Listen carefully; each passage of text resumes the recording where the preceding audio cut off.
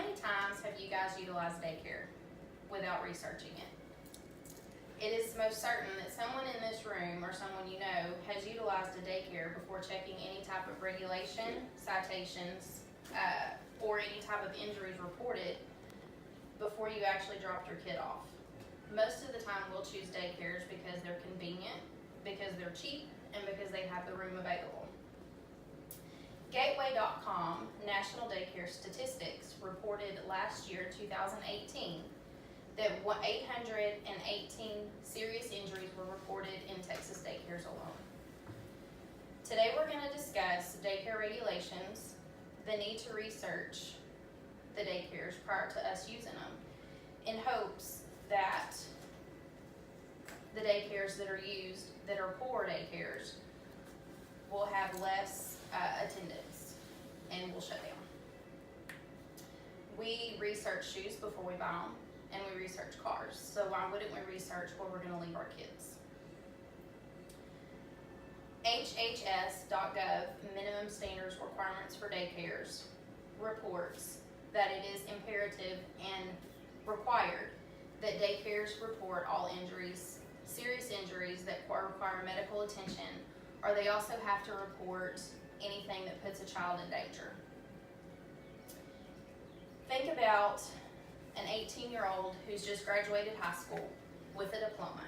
All they have to have is 24 hours of in-servicing to care for kids in a daycare. That's it, 24 hours. The ratios of these kids to adults are 18 months to 23 years, it's a 9 to 1.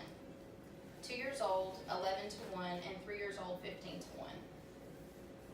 That's one 18-year-old caring for 15 3-year-olds alone with 24 hours of training. The state also says that you can put a 16 or 17-year-old in a daycare room and not count them within a ratio. That's where your research comes into play.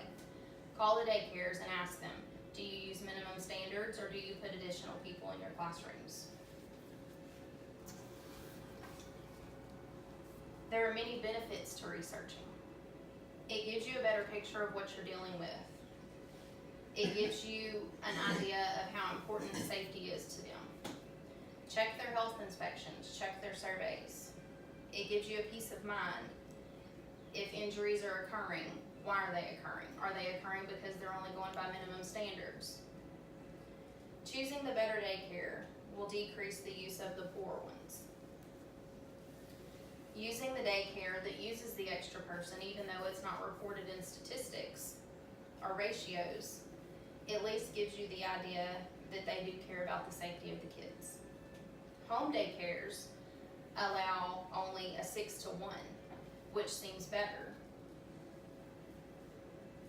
dfps.state.tx.us, which helps to govern in-home daycares, actually reports there are more injuries reported in home daycares than there are in facility daycares.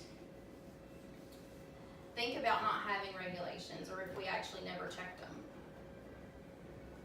Checking them decreases your constant worry when you leave your child there. If you have that one 18-year-old and 15 3-year-olds in that one 18-year-old's care, you're gonna worry. You pick the daycare that has the lower ratio to kids. Use the one, whether they use 2 adults that they can count within the ratio, or that extra 16 or 17-year-old in the room, just to have the extra set of eyes. Today we've covered regulation, research, and how to go above and beyond, in hopes to bring light to the need to research, to know where we're leaving our kids. Today I challenge you to get online and research some of your local daycares, whether it's one you've used in the past, one you're using currently, or ones your friends might be using. Check and compare them to other ones around and see exactly what goes on inside that facility. It is imperative that we step up and we advocate for our kids and we put them in the best and safest places that we can.